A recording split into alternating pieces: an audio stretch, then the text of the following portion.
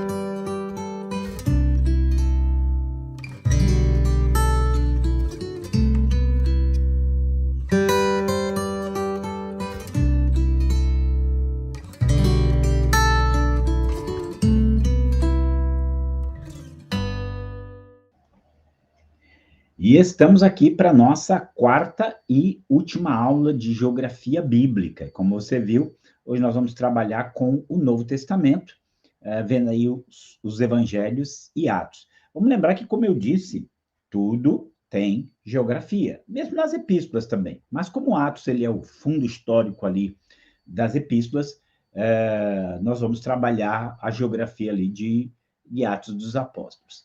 Mas vamos lá, vamos começar aqui, né? Lembrando, já estamos no quadradinho vermelho, um retângulo vermelho, né? Abrangendo aí, como nós vamos ver o mapa do Império Romano. E está aqui, Novo Testamento, contexto dos Evangelhos e Atos. Então, nós vamos começar com as terras bíblicas sob o Império Romano, né? Lembre-se você que, como vimos na aula passada, todo o contexto histórico-geográfico do Novo Testamento é o contexto histórico-geográfico do Império Romano. E vamos lembrar que o Império ele vai do Ocidente ao Oriente. O Império Romano ele vai desde da Grã-Bretanha, né, onde seria hoje a Inglaterra, até o Oriente Médio, comecinho do Oriente Médio ali. Ele não vai, como nós já até mencionamos, o Império Romano ele não avança muito para o Oriente. Ele vai pegar ali uma parte da Síria, ele vai pegar um pouco da Ásia Menor, vai pegar as terras de Israel, a terra de Israel vai estar ali. E ali naquele cantinho do Oriente, do Império Romano, você tem aí as terras bíblicas, você tem aí a terra prometida, a terra de Canaã, a terra de Israel. E ali sempre foi uma província problemática, até porque os judeus, de alguma forma, você tinha grupos entre os judeus que não aceitavam aquela dominação. Então foi sempre ali uma luta para o Império Romano, houve diversas rebeliões, inclusive quando você lê o capítulo 5, a conversa de Gamaliel, ele cita vários casos de rebeliões que ocorreram. Quando chega ali em Atos 22 também, o próprio centurião que prende Paulo, ele acha que Paulo também é uma pessoa que estava envolvida com esse tipo de tumulto. Então, ali sempre foi uma província romana, do Império Romano, uma província um pouco incômoda, né? Vamos lembrar que as liberdades civis e as liberdades políticas, elas eram limitadas. Se você fosse um romano, você tinha um determinado tipo de liberdade. Se você não era um romano, você já tinha uma liberdade mais limitada. Quando Paulo ele fala que ele é cidadão romano, é por quê? Porque era comum a venda e, às vezes, até mesmo a doação de títulos de cidadão romano dentro daquele território. Então, a pessoa que tivesse o título de cidadão romano, o status dele era diferente, não era igual. Eu sempre conto esse caso, parece um pouco drástico assim, mas é verdade. Quando morre Pedro e Paulo, o Pedro morre de cabeça para baixo, crucificado de cabeça para baixo. Quando morre Paulo, na mesma ocasião, ele morre com a sua cabeça decapitada. E as pessoas, mas como assim? Por quê? Porque uma decapitação ela é menos dolorosa do que uma crucificação. Como o apóstolo Paulo, ele era digamos assim, um cidadão romano, ele fala isso, que ele é cidadão romano, ali em Atos 16, então ele deveria ter uma morte mais rápida, menos dolorosa, por isso essa diferença. Para você entender questões de status, que hoje nós não conhecemos, né? Vamos lembrar também que você tinha uma expectativa messiânica muito forte. Essa expectativa messiânica, as pessoas, eles estavam esperando o Messias, e o Messias que ia libertá-los do jugo romano, que não era como qualquer domínio político, era um domínio opressor, né? Então, por isso que Jesus também ele vai ser rejeitado, porque os judeus, dentro daquela condição política, eles estavam ali esperando um redentor político que viesse derrubar Roma e estabelecer Israel como um reino poderoso novamente. E aí aquela região da Galileia, Judeia, a região desértica ao sul, a comunidade de Qumran, todos esses elementos, eles estão ali fazendo parte desse mundo geográfico onde vai ocorrer a história dos evangelhos, a história de Jesus, e onde vai acontecer também parte da história do livro de Atos, que vão lembrar, e como nós vamos ver também, depois você tem uma expansão que vai pegar ali todo o mundo romano. Bom, eu acho muito importante você dar uma olhada nesse mapa. Essa linha lilás escura, ela delimita o Império Romano. Veja bem que nesse mapa ele não dá ali, mas você está vendo a Grã-Bretanha ali em cima, né? Essa conquista, ela foi a conquista da Grã-Bretanha, onde hoje é a Inglaterra, País de Gales, né? Ela vai se dar posteriormente ao período de Jesus, mas também vai fazer parte do Império Romano ali futuramente. Mas você consegue ver aí que o Império Romano ele vai pegar tanto o sul da Europa, né, ali Espanha, Gália, que é onde hoje é a França, Itália, que é a península onde fica Roma, aí você tem Macedônia, Trácia ali, faz parte daquilo que a gente conhece como Grécia. Vindo para cá, você está vendo Éfeso, Ásia Menor, que é toda aquela península ali, Galácia, que alguns entendem que a Galácia é aquela parte de cima, alguns entendem que Galácia é ali onde está a região de Éfeso, né? E vai descendo ali a terra da Judéia e todo o norte da África faz parte do Império Romano. Então, a gente já falou um pouquinho disso na aula passada, mas é muito importante você ter em mente esse mapa, porque as viagens do apóstolo Paulo se darão dentro desse contexto aí, tá bom? Bom, vamos lá para os tempos de Jesus. Então, a província, como um todo, ela recebe o nome de Judeia, porque era a região onde viviam os judeus. Então, até para você entender, a origem da palavra judeus está aí. No ano 37 a.C., ela passa a ser governada pelo Herodes o Grande, né, que é aquele que surge lá na história de Jesus. O Herodes o Grande, gente, era um cara muito mau, tá? Ele era um cara muito perverso. Ele, inclusive, mata a Mariana, que era a mulher que ele era louco de paixão, mata os filhos, porque ele acredita, e vai matando, porque ele acha que todo mundo está conspirando contra ele. Tem até uma ocasião em que ele manda trancar dentro do... Está doente? Manda trancar um monte de judeu dentro de um estádio e fala, quando eu morrer, mata todo mundo, que eram os judeus mais importantes dali. Mas quando ele morre podre, fedendo, né? Ele morre de uma forma muito violenta, muito terrível, né? E aí não cumprem a ordem dele, libertam esses judeus. Mas ele era uma pessoa do mal. Prova disso é que ele é aquele que, quando ouve falar que nasceu o rei dos judeus, ele então fala para os magos, não, eu quero adorar ele. Quando ele vier aí, fala que eu quero adorá-lo. E no final ele não queria isso, ele queria matar. Na verdade, queria matar aquele que era considerado o Messias. Por outro lado, ele, quando não consegue matar o Messias, mata crianças, 2 anos para baixo. Então, você vê a perversidade dele. Esse Herodes, ele é o primeiro da dinastia herodiana. Aparecem outros Herodes, seja nos evangelhos, seja nas epístolas, você vai ter ali o Herodes, né? Os Herodes aparecendo, que é uma dinastia herodiana, tá? Quando o Herodes ele morre, se Herodes o Grande morre, a Judéia ali vai ser dividida, Judéia, Idumeia, Samaria e Galileia. A região vai ser dividida entre os filhos dele, né? O Arquelau fica com a região central, que é a Idumeia, Judéia e Samaria. Herodes Antipas fica com a Galileia e com a Pérea, que a Pérea é aquela região transjordaniana, né? Após o Jordão. E o Felipe vai ficar com a região da Itureia e de Traconites, que é a região da Síria, né? Então, só para a gente entender aqui essa divisão que vai acontecer. Aqui tem um mapa, um pouquinho aí, e embora nem tudo a gente consiga identificar nesse mapa, mas eu queria que você desse uma olhadinha. Então, você tem ali a parte da Judéia em verde, a parte da Galileia e de Gileade ali em laranja, Decápolis lilás e a parte de cima ali Traconites em verde. E aqui você tem algumas referências geográficas que às vezes coincidem com esse mapa, às vezes não, mas isso é normal, tá? Mas tá aqui, ó, no ano 15 do Império de Tibério César, sendo Pôncio Pilatos governador da Judéia e Herodes tetrarca da Galileia e seu irmão Filipe tetrarca da Itureia, e da província de Traconites e Lisânias, tetrarca de Abilene, sendo Anás e Caifás sumos sacerdotes, veio no deserto a palavra de Deus a João, filho de Zacarias.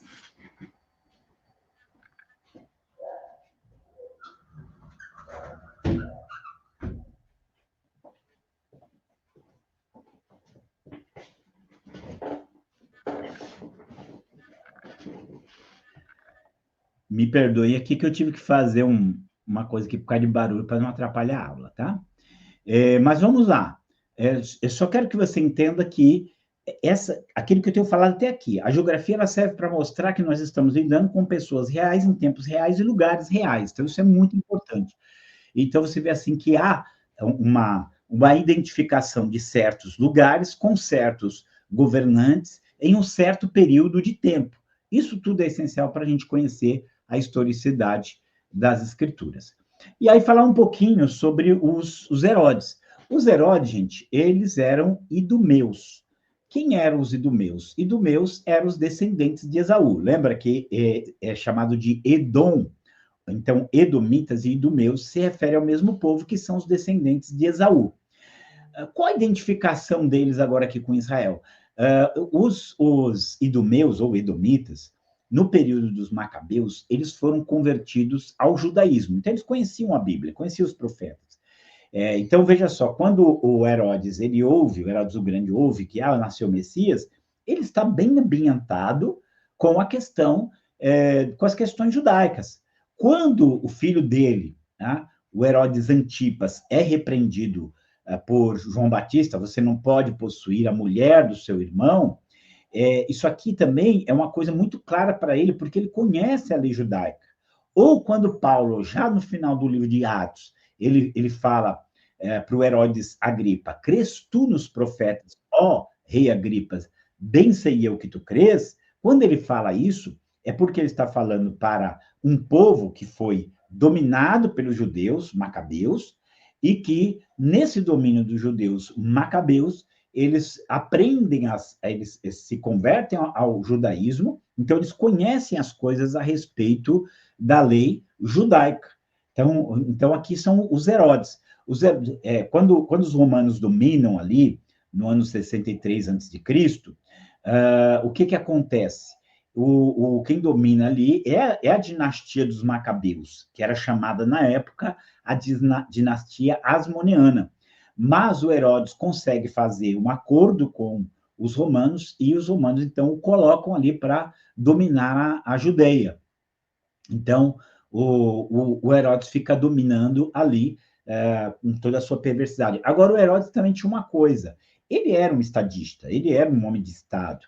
Então, ele não só consegue fazer coisas para agradar os romanos, quando, por exemplo, você pega Cesareia, a cidade de Cesareia que ele manda construir. Cesareia era uma cidade em homenagem a César.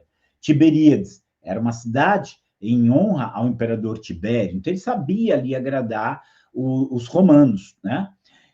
Mas ele também fez coisas para agradar os judeus. Por exemplo, o templo da época de Jesus, que era um templo suntuoso, bonito, chamativo, ele foi embelezado por Herodes. Então, Herodes era a pessoa que dominava ali e sabia agradar, né? E aí o que acontece? Com o tempo, Herodes e seus filhos vão morrendo. Vamos lembrar aqui que a gente tem, até em Atos 12, a morte de um dos Herodes, comido de bicho, né? Nós temos ali a morte dele. E aí a dinastia dele vai acabar com o último dos Herodes, que é o Herodes Agripa, ali em Atos 25, 13. E acaba não só, gente, não é que só acaba a dinastia dos Herodes, acaba os idumeus, porque vamos lembrar que se você leu Obadias, você sabe que a palavra de Deus era muito pesada contra os edomitas e que eles viriam a ser extintos, e eles foram mesmo, tá?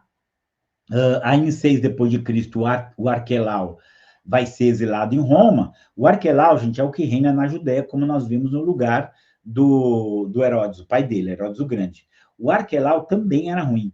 E porque o Arquelau era ruim, ele foi destituído do cargo dele, do governo da central ali, Judéia e Samaria, e no lugar dele, Roma começa a mandar procuradores. Então, por isso que o que é o Pôncio Pilatos? Ele é um procurador. O que é um procurador? Bom, na tia de Herodes, o filho dele não foi muito bom ali, nós então vamos colocar alguns procuradores. E aí colocam o Pôncio Pilatos, foi um desses procuradores, houve vários ali naquela terra, que é como se fosse um governante temporário ali, enquanto não tem alguém efetivamente para estar ali participando, né? Governando ali. Então, aqui são sobre os idumeus. Mas queria dar uma visão geográfica geral aqui para vocês. Quando você lê os evangelhos, os três primeiros, Mateus, Marcos e Lucas, que são chamados de evangelhos sinóticos, eles destacam o ministério de Jesus na Galileia, enquanto que o evangelho de João vai destacar a ação de Jesus, o ministério de Jesus, na Judéia. Então, por isso que você olha assim, as diferenças, existem várias diferenças entre os três primeiros e João, né? Que a gente fala as diferenças entre os evangelhos e os evangelhos sinóticos e João. E entre as diferenças que tem essa diferença geográfica. A maioria dos milagres que você lê nos três primeiros, nos sinóticos, são milagres ocorridos aonde? Principalmente na Galileia. Enquanto que quando você lê o Evangelho de João, você está vendo em destaque o ministério de Jesus na Judéia. Então, isso é importante para você entender essa questão geográfica envolvida aqui.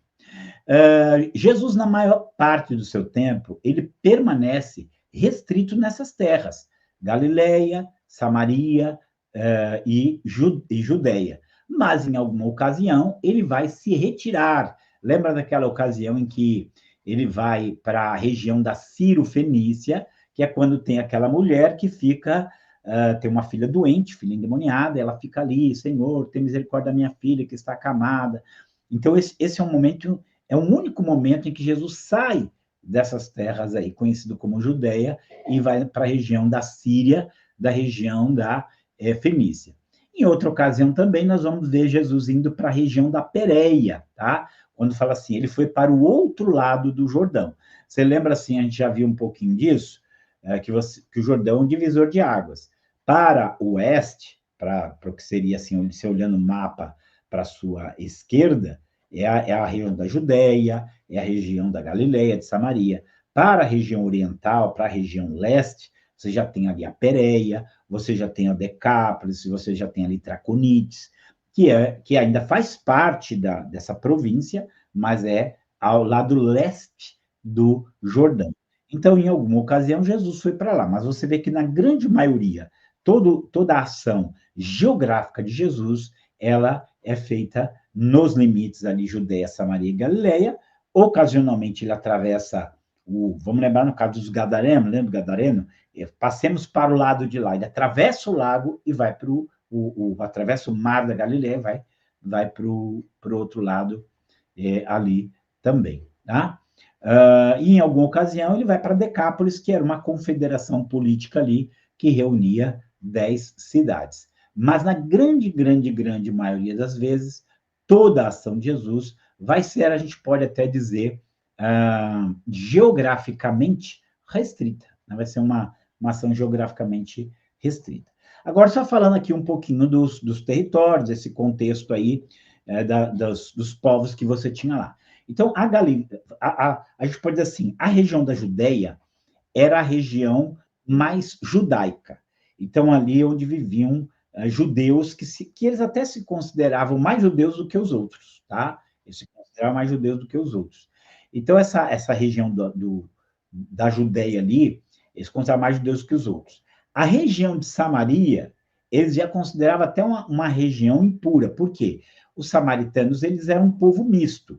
Era uma mistura de judeus com outros grupos humanos. Então, já não era puro, no sentido étnico.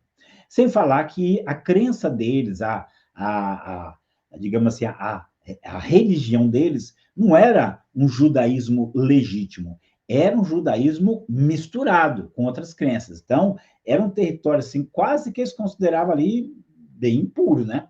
E aí você chegava na Galileia dos gentios. Você percebe na leitura do Evangelho que existe um tipo de preconceito com a Galileia, como, por exemplo, quando fala assim, poderá vir alguma coisa boa de Nazaré? Ficava lá na Galileia. Então, a Galileia, ela era considerada uma região impura também. Por quê? Porque ali, a Galileia dos gentios, você tinha muito gentil morando lá. É até curioso quando visitamos Israel, que nós visitamos Tiberíades, uma cidade muito bonita, à beira do mar da Galileia, e o nosso guia ele fala assim, onde que a cidade de Tiberíades ela é citada no Novo Testamento? Alguns arriscaram, falaram, não, ela não é citada. Por que que ela não é citada? Porque você tinha muitos gentios morando lá, você tinha, inclusive, templos pagãos lá. Então, para os judeus, a Galileia era um lugar muito impuro. Os judeus de lá, eles já seriam um pouco contaminados. Então, você tem essa perspectiva.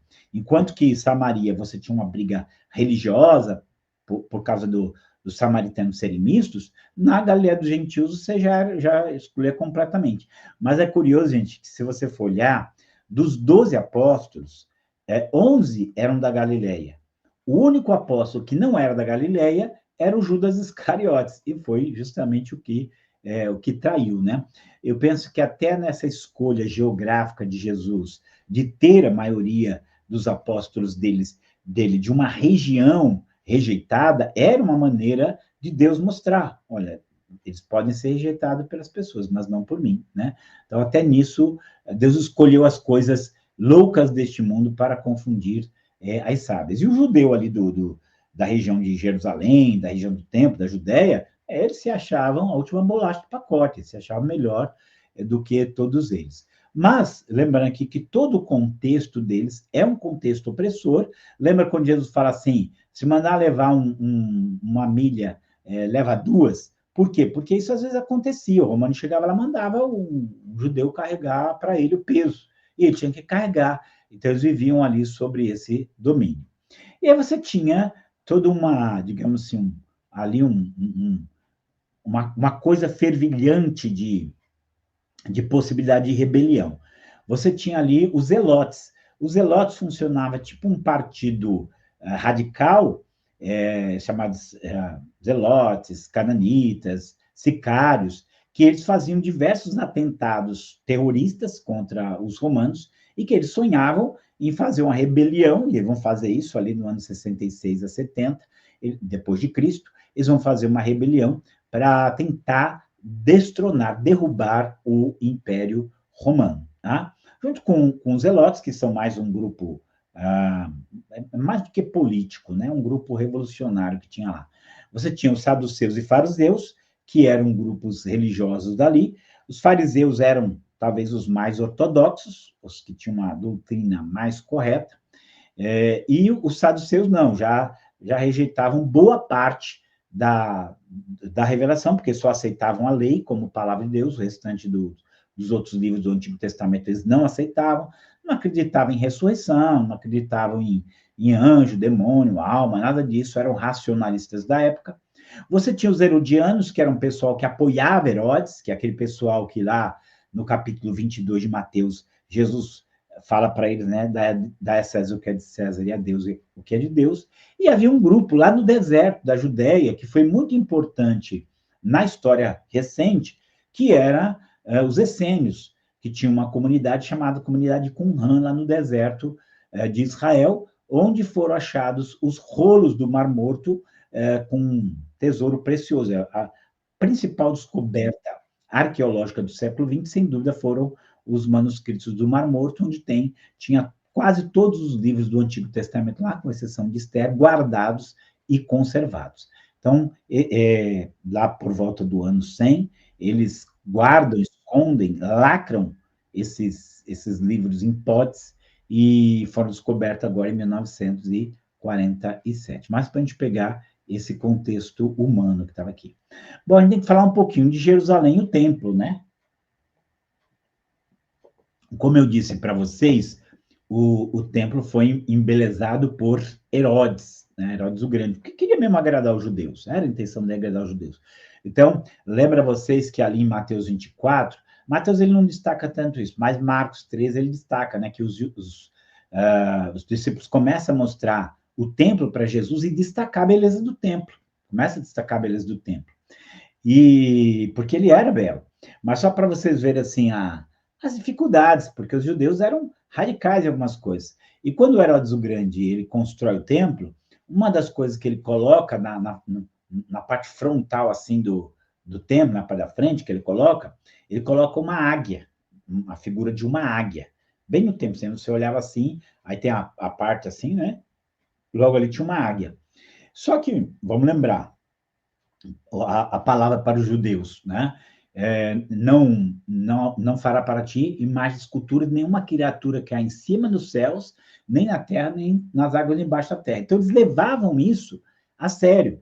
Vamos lembrar que quando ocorre aquele cativeiro babilônico que nós vimos, que os judeus são retirados da sua terra pelos babilônios, por volta de 605 até 535, quando eles voltam sob o Ciro, que os judeus foram curados da sua idolatria. Então, eles não têm mais esse espírito idólatra, eles não aceitam. Então, o que eles fazem? Eles vão lá, sobem lá e derrubam, né? E destrói essa águia e não pensem, mas é só uma águia. Lembre-se bem, gente, a águia era um símbolo, um símbolo de um deus, era o deus da guerra dos romanos. Então, não era uma coisa qualquer. E os judeus arrebentaram e jogaram lá embaixo. Não foram lá e pediram, Herodes, dá para você tirar aquilo? Não, para eles era um absurdo, aquilo era um sacrilégio, aquilo era uma violação. E aí eles, então, quebram aquela escultura da águia, jogam lá de cima, e isso deu prisão, deu morte, deu um monte de coisa, né? Era difícil ali. Um outro ponto aqui era a questão das festas. Vamos lembrar que quando Deus institui as festas, ele fala que todo judeu teria que vir pelo menos 3 vezes ao ano no lugar onde Deus escolhesse. E isso era o Templo de Jerusalém, desde que Salomão construiu ali. Então, os judeus iam para Jerusalém na festa dos pães ázimos, né? Iam lá na festa dos pães ázimos, que incluía a Páscoa, né, a peça, iam depois na festa do Pentecostes, iam na festa do Pentecostes, que era 50 dias depois da Páscoa, e iam na festa dos tabernáculos, ou festa das cabanas, ali meados de setembro, outubro, ali mais ou menos, né? Então, você tinha todos os anos peregrinos ali, e não era só judeu da Judéia, Galiléia, Samaria que ia ali, não. Judeu do mundo inteiro. Vamos lembrar que a gente, inclusive, vai dar uma olhada geográfica nesse trecho, Atos 2, você tem gente lá vindo de longe. Atos 2 estão vindo em vários lugares do mundo para frequentar essas festas. Você tem também o exemplo em Atos 8, quando você tem ali o eunuco, que ele era ministro da rainha da Etiópia, e ele vem para adorar. O que era isso? Era adorar nas festas bíblicas. Então, ali acaba, a peregrinação anual, e você vai ter muitos judeus vindo nesse templo. Em Atos, o templo permanece central, mesmo para os que criam no Messias, que aqui é outra questão para você observar. Como nós vamos ver, gente, a primeira parte do livro de Atos, ele vai se concentrar de uma forma muito evidente, ele vai se concentrar de uma forma assim, muito evidente em Jerusalém, do capítulo 1 ao 7. E os que eram convertidos, eles continuavam no templo, falam inclusive que todos os dias eles estavam no templo. Então, o templo a vida do judeu era templocêntrica, porque aquilo representava o contato dele ali com Deus, tá? Mas no ano 70, isso aqui é muito importante, porque essa é uma mudança política geográfica essencial para a história do povo judeu. No ano 70, por causa de uma rebelião que começa em 66, né, depois de Cristo, com os zelotes, então você tem uma rebelião, e nessa rebelião o povo vai todo para Jerusalém, os romanos fazem um cerco em Jerusalém, e no final desse cerco, eles destroem Jerusalém, eles destroem o templo, eles vendem os judeus, para os que ficam vivos, né, para várias partes do mundo, e agora os judeus não têm mais uma terra, não tem mais nenhuma autonomia ali, e agora os judeus, a partir de então, o mundo será sua pátria, porque eles estarão espalhados pelo mundo. Isso fica pior ainda, porque em 135 depois de Cristo, ou seja, 70 tem uma rebelião, 135 tem outra, né? Vai ter outra rebelião aí, chamada rebelião de Bar Kokhba, que aí o imperador da época, que é o Adriano, proíbe até mesmo eles de entrarem em Jerusalém. Ele faz um templo em honra a Júpiter lá em Jerusalém, chama a cidade de Aélia Capitolina, cidade do céu, cidade do sol, põe o nome daquela região de Palestina, e consolida esse nome, né?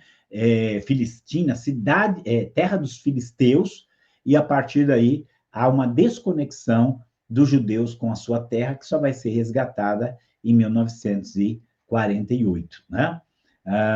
Aí nós vamos ver na Guerra dos 6 Dias, em 1967, que eles conseguem, os judeus, livrar uma parte de Jerusalém, onde tem hoje o Muro das Lamentações, que se torna lugar de visita de judeus e cristãos no mundo inteiro, tá? Então, era para a gente dar uma introdução aqui. Já vamos para o contexto, agora, bíblico e geográfico do livro de Atos dos Apóstolos, né? Eu começo aqui, gente, com esse mapa. Aliás, começa aqui com a descrição. Por quê? Atos capítulo 1, versículo 8. O que você tem aqui? Você tem uma divisão natural do livro de Atos, e essa divisão natural, ela é abalizada pela geografia. Então, o que diz Atos 1:8? Recebereis poder ao vir sobre vós o Espírito Santo, e serão minhas testemunhas tanto em Jerusalém, como em toda a Judéia e Samaria, e até os confins da terra. Então, por aqui, você já tem uma tripartição, uma divisão tripla, ou tríplice, do livro de Atos, em 3 partes, e essas 3 partes têm uma conotação geográfica. A primeira parte, que vai do capítulo 1 ao 7, tudo que você está lendo ali acontece num único lugar, que é a cidade de Jerusalém, né? Então, você está tendo aqui uma cidade, que é a cidade de Jerusalém, você está tendo aqui a cidade de Jerusalém, como o contexto geográfico do Pentecostes, o contexto geográfico do paralítico que anda, o contexto geográfico da perseguição aos apóstolos, o contexto geográfico da comunhão deles se reunindo em casas, o contexto geográfico do sermão de Estevão, o contexto geográfico da morte de Estevão.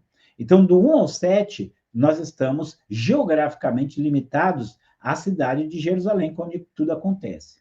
Do capítulo 8 ao 12, justamente pela perseguição que acontece com Estevão, os cristãos, eles são espalhados, os seguidores do Messias são espalhados, e vão, então, começar a evangelizar em toda a Samaria e Galileia. Então, aqui você já tem uma descrição geográfica diferente. Eu gosto muito, tem algumas passagens, e amo ministrar nela. Uma delas é o livro Atos 9:31. Vou até ler aqui para vocês. O 9:31 tem uma descrição geográfica aqui, justamente desse período. Serão minhas testemunhas em Judeia e Samaria, e é óbvio que nisso você acabava incluindo também a Galileia. Então, diz assim, 9:31 de Atos. E assim, pois, as igrejas em toda a Judeia e Galileia e Samaria tinham paz e eram edificados. Ele ouve a palavra ali, se converte, e aí ele volta para a terra dele na Etiópia e leva a fé no Messias. Agora, não só eles estavam com a mensagem do Antigo Testamento, agora eles recebem ali a mensagem do Novo Testamento. Eu acho isso fantástico, gente. É maravilhoso demais a Bíblia e todo o seu contexto aí do agir de Deus. Mas vamos lá. Tem mais um mapa aqui, só para a gente pegar, porque, como nós vemos, o livro de Atos dos Apóstolos se concentra mais no apóstolo Paulo. Mas nós temos aí um roteirinho, dá uma olhadinha aí você, se tiver como ampliar esse mapa, um roteirinho, né, mostrando aí, saindo de Jerusalém e indo lá para Samaria, tá vendo? Subindo aí um caminho meio torto, mas eles estão ali na região de Samaria, evangelizando. É lá onde tem o batismo de Simão o Mago, é lá onde o Filipe faz milagres extraordinários, paralíticos andam, demônios são expulsos, né? E é daí que ele é chamado para ir para a estrada de Gaza, que estava deserta.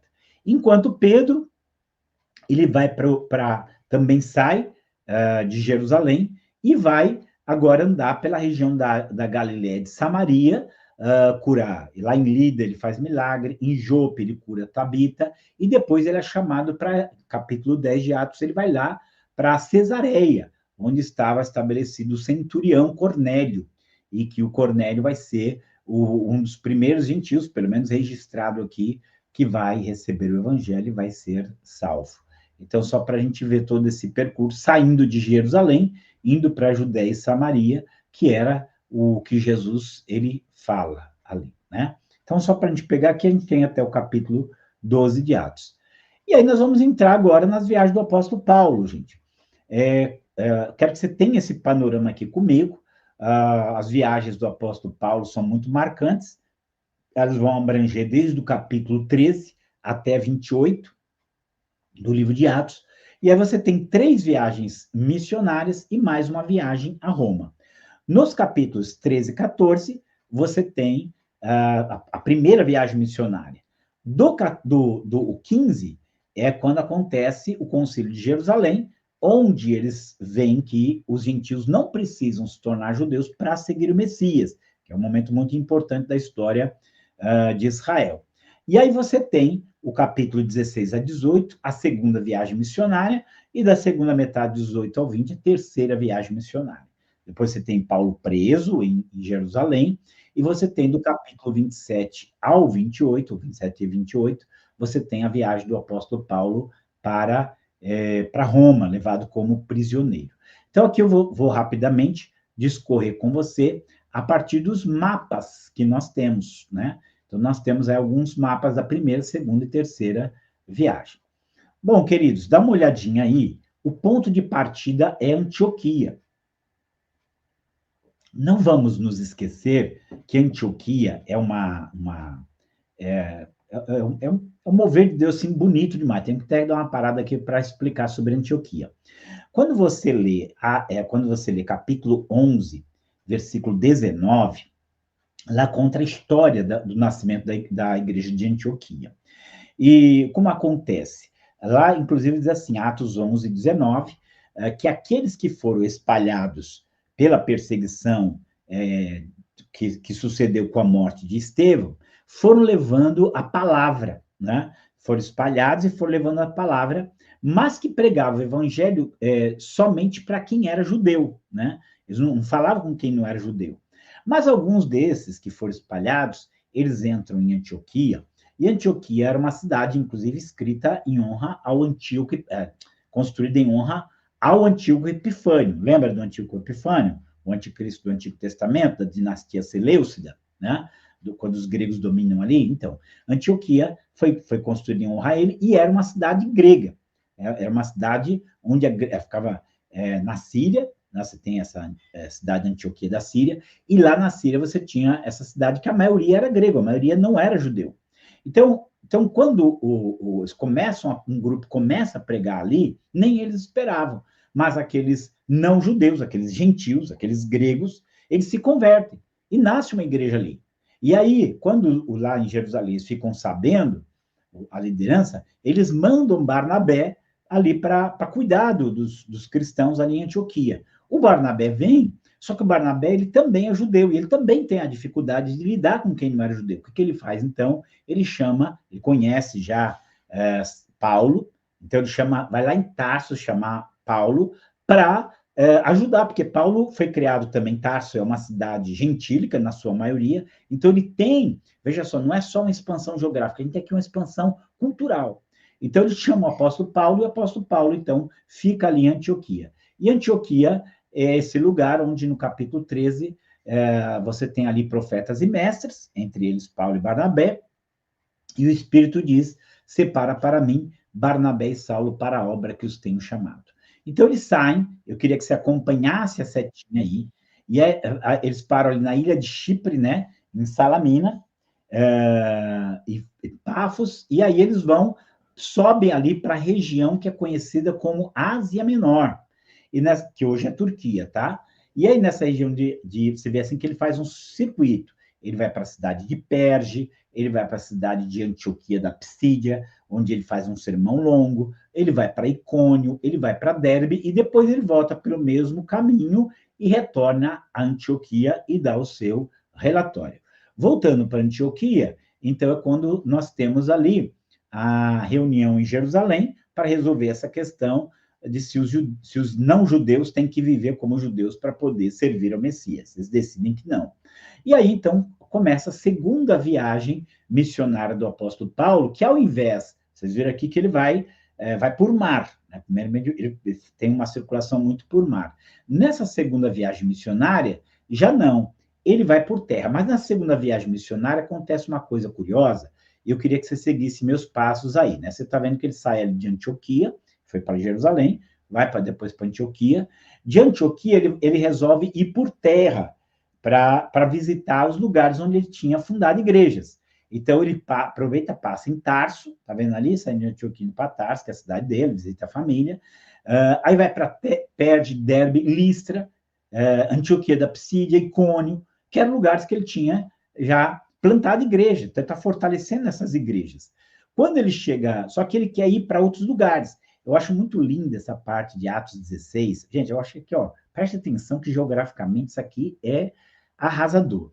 Porque quando ele está fazendo a viagem, ele tem os projetos dele. Ele quer ir, primeiramente, para Bitínia, depois ele quer ir para uma área que chamava necessariamente de Ásia, né? Ele quer ir para ali, mas diz que o Espírito não deixa. Isso é Atos 16. O Espírito Santo não deixou ele para lá. E aí o que ele faz? Ele está ali em Troade, está vendo Troade aí no mapa? Em Troade ele tem um sonho. Nesse sonho, ele sonha com um homem da Macedônia, dizendo assim: passa para a Macedônia e nos ajuda. Gente, geograficamente, ele vai atravessar aí o Estreito de Bósforo, que nós já falamos, né, sobre esse pequeno estreito. Esse pequeno estreito, ele separa, esse pequeno estreito, ele separa a Ásia da Europa. Então, quando ele sai de Troade e vai para Filipos, ele atravessa ele atravessa o Estreito de Bósforo, mas ele não está só atravessando um pequeno estreito, ele está mudando de continente. O evangelho está saindo da Ásia e está indo agora para a Europa. E vamos lembrar que na Europa, onde ele vai dar o fruto, e da Europa o evangelho vai para o mundo. Então, esse pequeno passo geográfico vai ter uma consequência histórica muito grande, né? Por causa desse sonho. Então, as portas que pareciam fechadas, na verdade, era uma condução de Deus, uma condução geográfica de Deus. Eu tenho que falar essa frase aqui para vocês, essa frase de missões, que eu acho linda, do William Carey, que ele fala assim: para você fazer a vontade de Deus, você precisa de duas coisas, a Bíblia aberta e um mapa aberto. Então, aqui o mapa, Deus estava guiando eles no mapa ali para eles irem para a Europa. E aqui eles vão, Filipos é o primeiro lugar, vocês lembram, onde eles têm a Lídia se converte, onde o carcereiro ali se converte, onde depois ali eles vão para Atenas, visitar Atenas, vai fazer todo, dali eles também vão para Bereia, vão para Corinto, e ali Corinto ele fica um bom tempo ali, porque Deus fala que tinha muita gente naquela cidade. De Corinto ele passa em Éfeso, ele não fica muito tempo lá, e de lá ele já vai direto para Jerusalém, porque ele quer chegar ali até o Pentecostes, tá? E aí, então, depois ele vai fazer a terceira viagem missionária, e nessa terceira viagem missionária, vocês estão vendo que, novamente, ele sai de Antioquia, então era a igreja dele, era a base dele, e ele vai fazer quase o mesmo circuito anterior, quase, né? Mas nesse circuito que ele faz visitando, ele vai ter uma parada maior em Éfeso, que aí você tem o capítulo 19 lá, lembra? Que ele faz milagres extraordinários, que os que fabricavam os templos de deusa Diana, os nichos da deusa Diana encrencam com ele. Mas lá, gente, Paulo fica quase 3 anos ali ensinando a palavra, e Éfeso era uma cidade, era uma cidade muito estratégica para o evangelho, tá? Era uma cidade muito estratégica. Por quê? Porque lá tinha o templo da deusa Diana, que era uma das 7 maravilhas do mundo antigo. Então, era um lugar de peregrinação religiosa. Então, muita gente foi para lá e muita gente teve a oportunidade de ouvir a palavra. Paulo mesmo fala, né, que toda a Ásia teve a oportunidade de ouvir o evangelho ali. Vamos lembrar que Paulo nunca foi para Colossos, Paulo não foi lá pessoalmente, não foi para Laodiceia, mas tinha igreja tanto em Colossos como em Laodiceia. Por quê? Porque lá de Éfeso, Paulo evangelizava o pessoal que vinha e depois esse pessoal voltava e plantava a igreja. Inclusive lá, o Filemão, o que é? É um cidadão de Colossos que tem uma igreja na sua casa, né? Então, isso assim é uma coisa fantástica, né, daqui. E Paulo sai de Éfeso, ele ali passa, aqui é muito interessante, né, também eu gosto, faz seu famoso sermão do capítulo 20 ali, que ele vai passar em Mileto, vai chamar a liderança ali, vai dar o seu famoso sermão, de lá ele vai para Jerusalém, lá ele vai ser preso, lá em Jerusalém, vai passar um bom tempo preso, até que ele apela para César, e apelando para César, ele então vai ser levado a Roma, que é a nossa próxima viagem dele aqui a Roma. Essa viagem do apóstolo Paulo a Roma, deixa eu só pôr o mapa inteiro aqui para vocês, só um instantinho. Essa viagem do apóstolo Paulo a Roma também é uma narrativa, assim, maravilhosa, né? Uma narrativa maravilhosa, vale a pena, capítulo 27 e 28. Claro que aqui não é uma viagem voluntária, aqui é uma viagem muito involuntária, ele tem que ir, ele é prisioneiro, mas ele tem que ir, porque os judeus estão querendo matá-lo. Então, ele, como cidadão romano, ele tinha essa possibilidade de apelar para César. E aí, quem lê esse capítulo, você vai ver que é uma viagem muito tumultuada, com muitos problemas. E quando eles saem, e está seguindo aí todo um roteiro de viagem marítima, que era comum, e ele passa, quando sai ali de Creta, de bons portos, que você está vendo, vai ocorrer o quê? Eles vão enfrentar uma tempestade muito violenta, eles vão enfrentar uma tempestade muito grande, e eles vão naufragar numa ilha chamada Malta, né? Se tem um lugar que eu gostaria de visitar na minha vida, seria Malta, gente. Malta, ela acaba se tornando um lugar turístico forte, até porque o apóstolo Paulo esteve lá, o navio naufragou ali, foi ali, não sei se você vai lembrar que ele vê uma serpente, morde a mão dele, e pensa que ele vai morrer, não morre, aí ficam achando que ele é um deus, depois ele ora pelo pai do principal da ilha, né, que era o Públio. Paulo ora, ele é curado, aí muita gente é curada, e provavelmente muita gente ali foi convertido, e aí Paulo, então, ele consegue o navio e vão seguir para Roma, vai ter esse julgamento ali, e eles vão ser levados para Roma.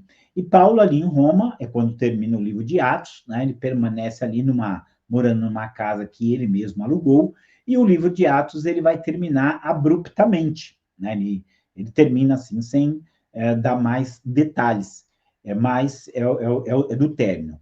Ao que dá a entender, Paulo é libertado, tá? Porque depois, quando você lê as epístolas pastorais, primeiro, segundo Timóteo e Tito, fala de lugares, de locais geográficos aonde o Paulo teria ido, e que esses lugares não estão registrados no livro de Atos. Então, a grande probabilidade é que ele foi livre nessa ocasião e foi pregar o evangelho aí em outros lugares, tá? Então, o livro de Atos ele nos dá aqui um contexto geográfico muito forte. Eu aconselho assim para você, há livros bons sobre a história do apóstolo Paulo, que coloca tudo numa ordem cronológica, ajuda você a entender tudo aquilo que envolve. Porque, assim como o livro de 1ª e 2ª Reis nos dá o contexto da fala dos profetas, o livro de Atos, ele nos dá o contexto das epístolas paulinas, né? Então, ali você tem as duas coisas bem interligadas. E o último mapa que eu quero compartilhar com vocês é um mapa, como eu falei, tem geografia em tudo na Bíblia, tá, gente? Inclusive no livro do Apocalipse. Tem, gente, geografia do livro de Apocalipse. O que você tem do Apocalipse? Você tem aí as 7 igrejas da Ásia. Tá vendo aí? Agora olhando para esse mapa aqui, tá? Essa região, você tá vendo que é o que a gente chama de península, um pedaço de terra que avança para o mar. Essa região aí é o que é chamado de Ásia Menor, e é onde hoje é a Turquia. Quase tudo que é hoje a Ásia Menor é a Turquia. E as cidades, né, as 7 cidades da Ásia para a qual João escreve, são essas daí. Éfeso, Esmirna, na ordem, tá? Que está lá. Éfeso, Esmirna, Pérgamo, Tiatira, Sardes, Filadélfia e Laodiceia. Então, essa região vai ser uma região altamente evangelizada. Vamos lembrar que Paulo esteve aí, o apóstolo Paulo esteve evangelizando nessa área, e que João também. João, que vai ser o último dos apóstolos a morrer, ele morre ali em torno do ano 90, quase 100, depois de Cristo, e João ele vai exercer o ministério dele também nessa região aí da Ásia. Inclusive, existiam tradições de que ele teria levado Maria para morar com ele aí, né, conforme o pedido de Jesus, e que ele vai exercer a parte do seu ministério aí, e que daí ele acaba também exercendo autoridade aí sobre a região da Grécia, porque lembre-se, é só atravessar o Estreito de Bósforo ali, você está na Grécia, você está na Europa. E a ilha de Patmos é uma dessas pequenas ilhas aí, às margens da Ásia Menor. Então, a ilha de Patmos existe até hoje, também acaba virando ponto turístico, né? Porque você lê Apocalipse 1:9, ele fala que ele está lá na ilha de Patmos por causa da palavra de Deus. E o que se conta, né, da tradição é que o imperador Domiciano queria, na verdade, que ele morresse lá. Era uma ilha conhecida por muitas cobras venenosas, então manda ele para a ilha de Patmos. Mas ele não morre. No capítulo 10, Deus fala para ele, né? Importa que profetize para muitos povos, tribos, línguas, nações. Ele sai de lá, ainda exerce o ministério não só de escritos dos livros que nós temos, né, das epístolas paulinas, epístolas joaninas, Evangelho de João e Apocalipse, ele exerce esse papel e ele exerce aí o papel de liderança em tudo isso aí. Então, nós temos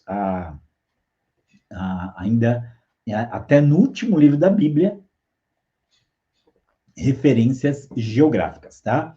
Queridos, nós terminamos aqui a nossa caminhada, nosso panorama geográfico. Eu acho que o que eu queria passar com vocês é aquilo que eu chamei, né, uma jornada histórico-bíblica geográfica.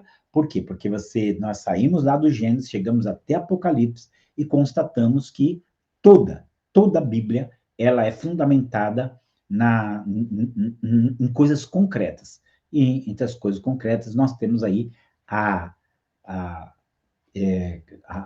as informações geográficas que são abundantes e que não são caprichos, não são coisas para nos confundir, nem nos desanimar na leitura da Bíblia, mas para mostrar que aquilo que nós cremos são coisas reais, ocorridas com pessoas reais, em momentos históricos reais e em locais geográficos reais. Quero agradecer a vocês pela alegria de dar mais esse tema para vocês. Que Deus abençoe e até a nossa próxima disciplina, nossa próxima aula.